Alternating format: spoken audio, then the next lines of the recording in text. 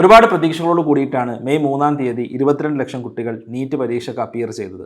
എന്നാൽ ഒരാഴ്ചക്കിപ്പുറം NTA പറയുകയാണ് ഈ പരീക്ഷ ക്യാൻസൽ ചെയ്തിരിക്കുന്നു എന്നുള്ളത്.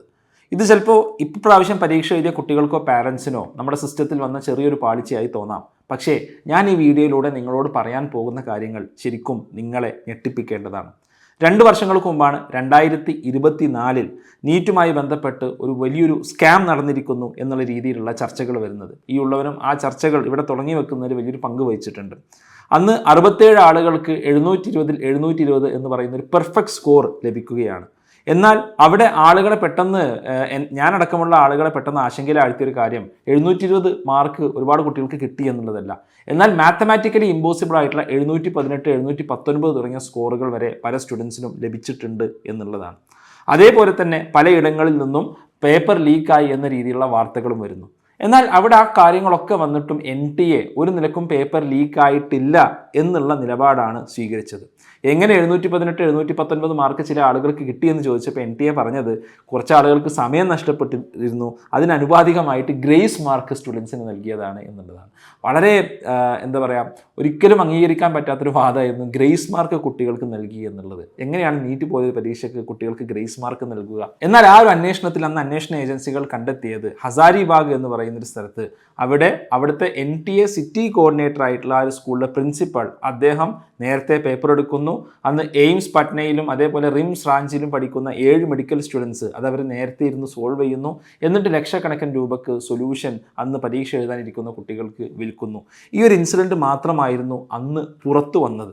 പക്ഷേ അതോടൊപ്പം തന്നെ NTAയുടെ വിശ്വാസ്യത ചോദ്യം ചെയ്യുന്ന ഒരുപാട് കാര്യങ്ങൾ അതേ മാസം തന്നെ 2024 ജൂൺ ജൂലൈ കാലഘട്ടത്തിൽ അവിടെ സംഭവിക്കുകയാണ്.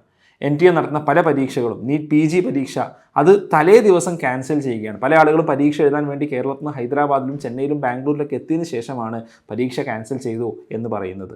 അതേപോലെ തന്നെ UGC നെറ്റ് പരീക്ഷ നടന്ന് 24 മണിക്കൂറിനകം ആ പരീക്ഷ ക്യാൻസൽ ചെയ്തതായിട്ട്, കാരണം ഇതിൻ്റെ ക്വസ്റ്റ്യൻ പേപ്പർ ഡാർക്ക് വെബിൽ അവൈലബിൾ ആണെന്ന് പറഞ്ഞിട്ട് അത് ക്യാൻസൽ ചെയ്തതായിട്ട് അന്ന് അറിയിപ്പ് കിട്ടുകയാണ്.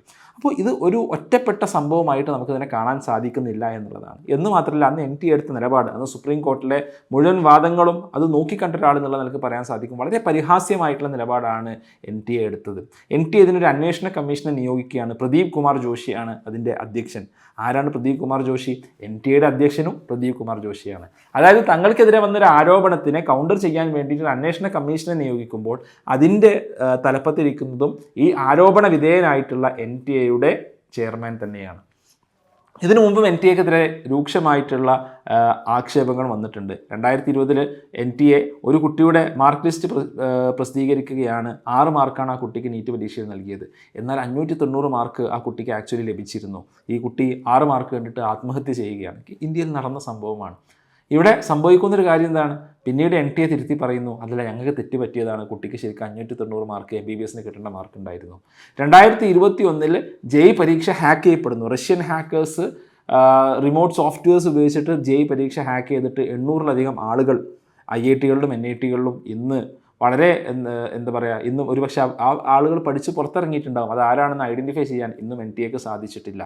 അതായത് NTAയിൽ ഇത്തരത്തിലുള്ള പ്രശ്നങ്ങൾ ഒരു തുടർക്കഥയാണ് എന്നുള്ളതാണ് നമ്മൾ മനസ്സിലാക്കേണ്ടത്. ഇതിനെതിരെ ശക്തമായിട്ടുള്ള പ്രതിഷേധം നമ്മളെ സംബന്ധിച്ചിടത്തോളം ഉയരേണ്ടതുണ്ട്. ഇത്തവണ NTA ഒരാഴ്ച കൊണ്ട് പറയുകയാണ് എക്സാം അത് ക്യാൻസൽ ചെയ്തിരിക്കുന്നു എന്നുള്ളത്. അപ്പോൾ ഇതിന് പിന്നിൽ എന്താണെന്നുള്ളത് ഞാനിങ്ങനെ ആലോചിച്ചിരുന്നു. അതായത് അന്ന് 2 വർഷങ്ങൾക്ക് മുമ്പ് ഇതിനേക്കാളും വിവാദങ്ങളും ഇതിനേക്കാളും പ്രശ്നങ്ങളും ഉണ്ടായിട്ടും ഇത് സമ്മതിച്ചു തരാത്ത NTA എന്തുകൊണ്ട് ഇപ്പോൾ സമ്മതിച്ചു? നേരത്തെ സമ്മതിച്ചു. NTAക്ക് കൃത്യമായി ബോധ്യം വന്നിട്ടുണ്ട് പരീക്ഷ പേപ്പർ ചോർന്നിട്ടുണ്ട് എന്നുള്ളത്. ആ ബോധ്യത്തിൻ്റെ അടിസ്ഥാനത്തിൽ ഇനി കൂടുതൽ വിവാദങ്ങൾ ഒഴിവാക്കാനും കൂടുതൽ പരിക്കുകളിൽ നിന്ന് രക്ഷപ്പെടാനും വേണ്ടിയിട്ടാണ് NTA അത് ചെയ്യുന്നത്. പക്ഷേ ആ NTAക്കെതിരെ കൃത്യമായിട്ടുള്ള വിമർശനങ്ങൾ പലപ്പോഴും ഇപ്പോഴും വരുന്നില്ല. സെൻട്രൽ ഗവൺമെൻറ് ഇത് നിയന്ത്രിക്കുന്ന എഡ്യൂക്കേഷൻ മിനിസ്റ്ററിക്കെതിരെ കൃത്യമായിട്ടുള്ള വിമർശനങ്ങൾ വരുന്നില്ല. അല്ലെങ്കിൽ ഇതിന് മറുപടി പറയാൻ നമ്മുടെ മന്ത്രി ധർമ്മേന്ദ്ര പ്രധാൻ അടക്കമുള്ള ആളുകൾ തയ്യാറാവുന്നില്ല എന്നുള്ളത് വളരെ ഗൗരവത്തിൽ നമ്മൾ കാണേണ്ട വിഷയമാണ്. നമ്മൾ NTA ഒഫീഷ്യൽസിനെയും കേവലം ഒരു 20-25 ആളുകൾ മാത്രം വർക്ക് ചെയ്യുന്ന ഒരു എൻറ്റിറ്റിയാണ് NTA എന്നുള്ളത്. ഒരു 1 നേഷൻ 1 എക്സാം എന്നുള്ളൊരു പോളിസിയിലോട്ട് കൊണ്ടുപോകുമ്പോഴുണ്ടാകുന്ന പ്രശ്നങ്ങളാണ് നമ്മളിവിടെ കാണുന്നത്. 2024 ശേഷം 2024 ആ ഹ്യൂജ് നീഡ് സ്കാമിന് ശേഷം എന്ത് സംഭവിച്ചു എന്നുള്ളത് നമ്മൾ ശരിക്കും ചർച്ച ചെയ്യേണ്ട ഒരു വിഷയമാണ്.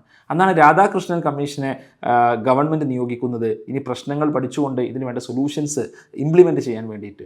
രാധാകൃഷ്ണൻ കമ്മീഷൻ മുന്നോട്ട് വെച്ചിട്ടുള്ള ഒരു 3 സൊല്യൂഷൻസ് ഉണ്ടായിരുന്നു.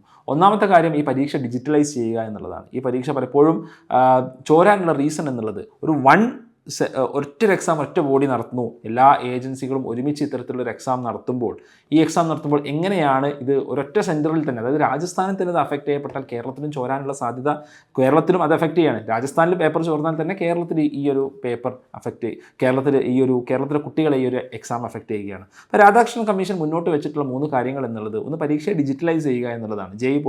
ഗേറ്റ് പോലെയുള്ള പരീക്ഷകളിലൊന്നാക്കിയിട്ട് നമ്മൾ നീറ്റിനെ മാറ്റുക എന്നുള്ളത്. പക്ഷേ 2 വർഷമായിട്ട് അതിലോട്ട് എന്ത് സ്റ്റെപ്പാണ് എടുത്തിട്ടുള്ളത്? ഒന്നും എടുത്തിട്ടില്ല എന്നുള്ളതാണ് യാഥാർത്ഥ്യം. അതോടൊപ്പം ഇതൊരു മൾട്ടി സ്റ്റേജ് എക്സാം ആക്കി മാറ്റുക. നമ്മൾ നീറ്റ് മുമ്പ് CBSE നടത്തിയിരുന്നു, APMT എന്നുള്ള പേരിൽ, all India pre medical test. അന്നൊരു പ്രിലിംസും ഉണ്ടായിരുന്നു, ഒരു അഡ്വാൻസ്ഡും ഉണ്ടായിരുന്നു. അപ്പോൾ ഈ പ്രിലിംസ് പരീക്ഷ കഴിയുന്ന ആളുകളാണ് ഈ മെയിൻ പരീക്ഷ, അഡ്വാൻസ്ഡ് ആയിട്ടുള്ള എക്സാം എഴുതുന്നത്. അപ്പോൾ ഇത്തരത്തിലൊരു മൾട്ടി സ്റ്റേജ് എക്സാം വെച്ച് കഴിഞ്ഞാൽ അവിടെ ഒന്നും കൂടി ടാലൻറ്റിനെ തരംതിരിക്കാനും അവർക്ക് ഒരു ഓപ്പർച്യൂണിറ്റി കൂടി നൽകാനൊരു അവസരം വരും എന്ന് രാധാകൃഷ്ണൻ കമ്മീഷൻ പറയുന്നു. അതോടൊപ്പം തന്നെ ഈ ടെസ്റ്റിൻ്റെ സെൻറ്റേഴ്സായി വരുന്നത് പലപ്പോഴും പ്രൈവറ്റ് സ്കൂൾസാണ്. ഈ പ്രൈവറ്റ് സ്കൂൾസിൻ്റെ അധികാരം പലപ്പോഴും നമ്മുടെ ഗവൺമെൻറ്റിന് ഇല്ല.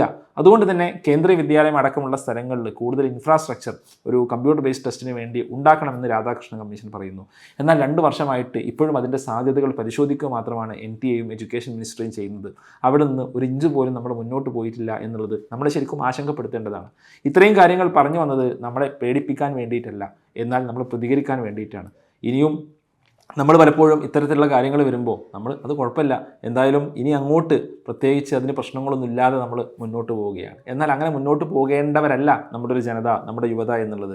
നമ്മൾ തീർച്ചയായിട്ടും ഇത്തരത്തിലുള്ള പ്രശ്നങ്ങൾക്കെതിരെ പ്രതികരിക്കുകയും ആ പ്രതികരണം വളരെ നല്ല രീതിയിൽ തന്നെ ജനാധിപത്യപരമായിട്ടുള്ള രീതിയിൽ തന്നെ നമ്മൾ മുന്നോട്ട് വെക്കുകയും വേണമെന്നുള്ളത് അത് നമ്മുടെ ഒരു നിർബന്ധ ബുദ്ധിയോട് കൂടിയിട്ട് നമ്മൾ ചെയ്യേണ്ട ഒരു കാര്യമാണ്. അത് നമ്മളൊരിക്കലും മറക്കാതിരിക്കേണ്ട ഒരു കാര്യമാണ്. റൈറ്റ്? അപ്പോൾ ഇതിന് വേണ്ടിയിട്ടാണ് ഞാൻ തീർച്ചയായിട്ടും വീഡിയോ ചെയ്തിട്ടുള്ളത്.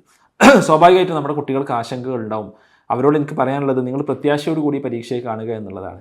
നിങ്ങളെക്കാളും ഒട്ടും അർഹതയില്ലാത്ത ഒരുപാട് ആളുകൾ NTA ഇത് ക്യാൻസലാക്കിയിട്ടുണ്ടെങ്കിൽ അതിൻ്റെ അർത്ഥം ഒരുപാട് സ്ഥലങ്ങളിൽ ഇത് ചോർന്നു പോയിട്ടുണ്ട് എന്നുള്ളതാണ്. കേരളത്തിലടക്കം ഇതിൻ്റെ റൂട്ട്സ് ഉണ്ട് എന്ന് സംശയിക്കപ്പെടുന്നു, അല്ലെങ്കിൽ അത് തെളിയിക്കപ്പെട്ടിട്ടുണ്ട്. എന്നിരിക്കെ നമ്മളെക്കാളും അനർഹരായിട്ടുള്ള ആളുകൾ നമ്മുടെ മേലെ ഈ ഒരു എക്സാമിൽ നമ്മുടെ മേലെ കയറി കൂടിയിട്ടുണ്ട്.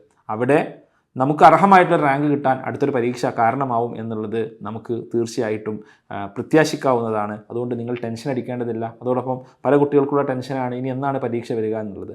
2015 ഇതേപോലൊരു സംഭവം സംഭവിച്ചിട്ടുണ്ട്. APMT സുപ്രീം കോടതി ക്യാൻസൽ ചെയ്യുന്നു. ജൂൺ 15 സുപ്രീം കോടതി എക്സാം ക്യാൻസൽ ചെയ്യുന്നത്. ഈ എക്സാം ക്യാൻസൽ ചെയ്ത സമയത്ത് സുപ്രീം കോടതി 1 മാസത്തിനകം ഈ പരീക്ഷ നടത്തണമെന്ന് പറയുന്നു. പക്ഷേ 1 മാസത്തിനകം നടത്താൻ സാധിക്കുന്നില്ല. 40 ദിവസത്തിനകം ജൂലൈ 25 ഈ എക്സാം നടത്തുന്നത്. പക്ഷേ അന്നത്തെ വ്യത്യാസം എന്നുള്ളത് അന്ന് വെറും 6 ലക്ഷം ആളുകൾ മാത്രമാണ് ഈ പരീക്ഷ എഴുതിയിരുന്നത് എന്നുള്ളതാണ്. ഇപ്പോൾ 22 ലക്ഷം ആളുകളാണ് നീറ്റ് പരീക്ഷ എഴുതുന്നത്. തീർച്ചയായിട്ടും ഒരു 6 to 8 വീക്സിൻ്റെ ഗ്യാപ്പ് നമുക്ക് പ്രതീക്ഷിക്കാം. അത്രയെങ്കിലും NTAക്ക് ഒരു പെൻ ആൻഡ് പേപ്പർ ടെസ്റ്റ് നടത്താൻ ഇത്രയധികം ആളുകൾക്ക് നടത്താൻ വേണ്ടി വരും എന്നുള്ളതാണ് എൻ്റെ ഒരു അസംഷൻ എന്നുള്ളത്. അതുകൊണ്ട് തന്നെ ഇനിയുള്ള സമയം നമ്മൾ പാഴാക്കാതെ നമ്മൾ പഠിക്കാൻ വേണ്ടിയിട്ട് നമ്മൾ വിനിയോഗിക്കുക. തീർച്ചയായിട്ടും നമുക്ക് ഒരുപാട് നമ്മൾ ഡൗൺ ആയിട്ടുള്ള സമയമായിരിക്കാം, പക്ഷേ we have to pick ourself up. നമ്മളെ മുന്നോട്ട് നയിക്കേണ്ട ഒരു കാര്യം എന്നുള്ളത് ഒരു പക്ഷേ നമുക്ക് ഏറ്റവും അർഹമായിട്ടുള്ള റാങ്ക് ലഭിക്കുക ഇനി വരുന്ന പരീക്ഷയിലായിരിക്കും എന്നുള്ളതാണ്. അപ്പോൾ ഈ കാര്യങ്ങൾ നമ്മൾ നിർബന്ധമായിട്ടും അറിഞ്ഞിരിക്കണം എന്നുള്ളത് കൊണ്ടാണ് ഞാൻ ഈ വീഡിയോയിലൂടെ നിങ്ങളോട് പറഞ്ഞത്.